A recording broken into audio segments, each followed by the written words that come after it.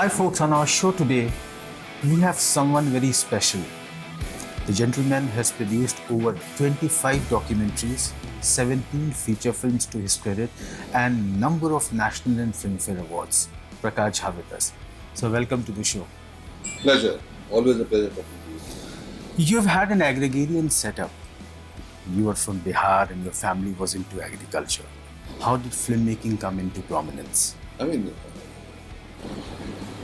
filmmaking is not a corollary to my background or setup, but definitely it has eventually helped in my filmmaking. Okay. To connect it to, a farming family, to be still connected to the village, to be able to understand the whole dynamics of the society at grassroots level. That has definitely helped in my film. Do you feel that you make a lot of your stuff is socio-political, that's your forte? Do you think that it is a form of catharsis that you have ventured into filmmaking?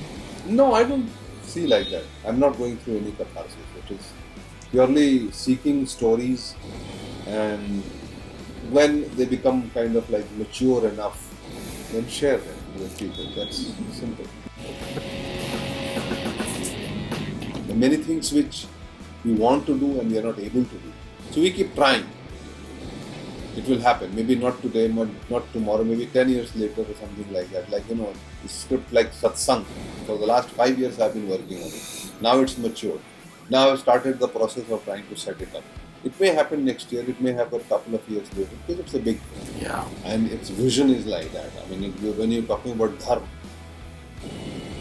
and Sanskriti and spirituality, Yes.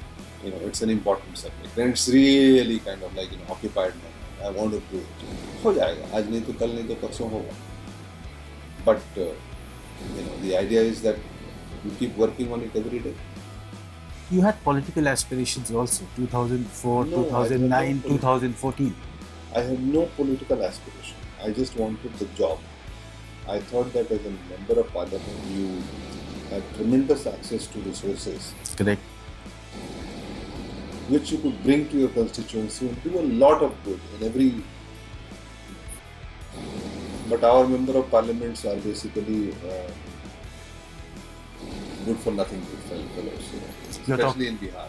Okay. You're talking about the present scenario or you're talking about things in general? Because the present scenario came only 4 years ago. I have been trying to get that job since 2004. You've made some amazing films, Prakash Ji. Very close to human heart, human scenario. How do you manage such multi-star film? How do you manage so much of multi-stars together in one kind of a setup? I don't know. They are all. You have Amitabh Bachchan, you have Deepika Padukone, you have Saif. How do you manage them all?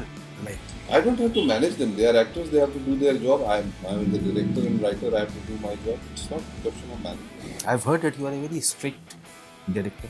You shout a lot on sets. No, I don't know. I have never realized that. Maybe others have. But I try to drive and get my work done. It's simple as that. And then you had a documentary which you had made on Bihar Sharif riot. Yeah, Faces After Storm was a documentary which I did on the Hindu-Muslim riots in Bihar. Okay. Suddenly one day I heard this BBC News kind of like, the reporter's line is still stuck in my head. In the Hindu state of Bihar, the Muslims are being butchered. That's how BBC announced the Bihar Sharif riots, and I was so upset. And they immediately gave me a crew, and we took a train and went to Bihar Sharif. By then the riots had subsided, Okay. but there was tremendous tension. So that is why I called the film Faces After Storm. Which was banned for 5-6 days, and then all of a sudden it got a national award for best No, it was banned forever. The government banned the picture, although it was produced by the government. It was released by the government. And it also got the national award for the best documentary of the year. These paradoxes can happen. I think looking at the current situation, you have to make Faces of the Storm 2. The current scenario. I don't want to comment on the current session or the situation has remained. But it's going bad day by day. I mean, what's your take on that? There's a lot of. It has always been bad. I don't think, it was you can say it was the operation was suppressed or whatever it is. In our society, things have never been kind of, because there has never been an effort to have a better understanding or clear understanding, or uh, people take advantage of caste, communalism, primarily because of the electoral democracy. Correct. So this thing will keep on happening. Primarily just because you want numbers in elections, so you keep on disturbing the equilibrium. But it's not that. It has just happened. Hindu-Muslim riots used to happen even before. The discord was there. You can say that it was suppressed. It wasn't so. People were not so vocal. But then, I like to point out to you that it is not a pan-Indian scenario. It is a pan-international scenario. It's happening in America, it's happening in England, it's happening here, it's happening in Southeast Asia, it's happening everywhere. Majoritarianism is the order of the day. It's happening in Europe. Today, the divide between me and them, me and Us and them, is becoming kind of sharper. Who would have thought? So why is it, do you think? Is it the degeneration of human character, or it's loss of faith in secular practices? Okay. So you have an experience of both entities. You have done documentaries, you have done feature films. Documentaries are basically narration of facts backed by a lot of research. Filmmaking is fiction. Which one do you find more interesting?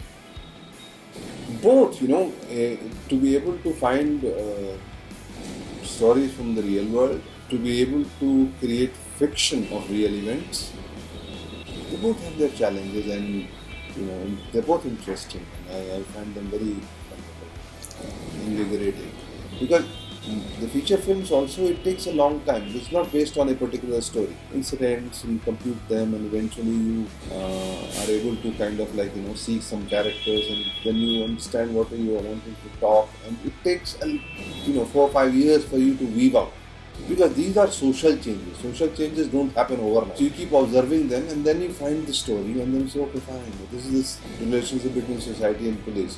Oh, fine. This is industrialization or criminalization. So this is the breaking of the zamindari system and advent of the ठेकेदारी system. All kinds of things keep on happening in our society, because society is constantly changing. तो हम कहाँ से कहाँ चले आए, इसका social impact क्या है, वो हमें देखना है. कि आज मीडिया, और आप जिसकी बात करते हो ना कि ये बढ़ गया है, आदमी औरतों पे अत्याचार हमेशा करता है. It has happened in our epics. It has happened in Mahabharata. It has happened in Ramayana. It has happened in all kinds of stories. So it's not nothing new. What is new is that today it is possible that you touch a girl and in a matter of hours it will become viral. Absolutely. That is good. You can't keep it covered. So there are good things and there are bad things, with the spread of communication. But don't you think that women are taking advantage of this, too much of freedom given to them? They better take advantage of it. Why not?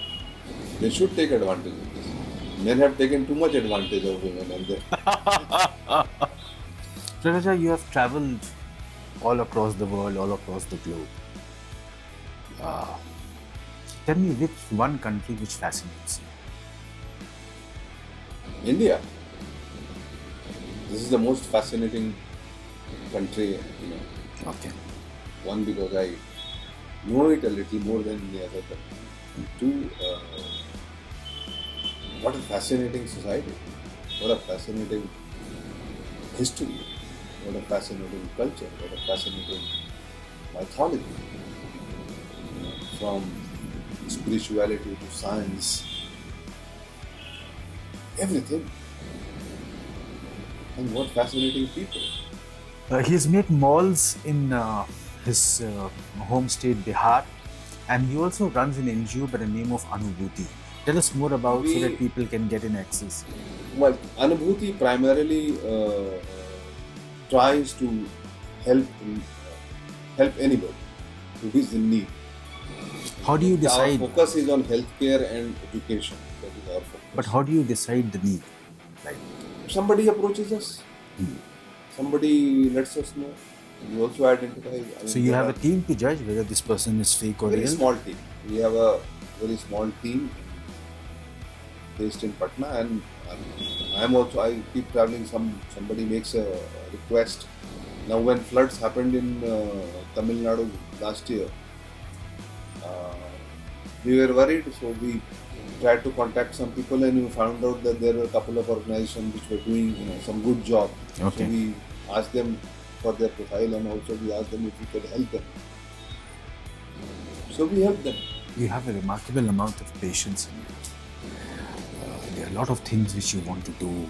I can see that the child in you, the excitement in you to explore new things. That is true. That is true. And my touch aim- wood, you are not aging as well. My aim is to learn something new every day. That is what I try to do. And even when I'm shooting, even when I'm writing, even when I'm having my meeting with, as I was just having a meeting with my Yes. CEO and project managers. So I try to learn something from them.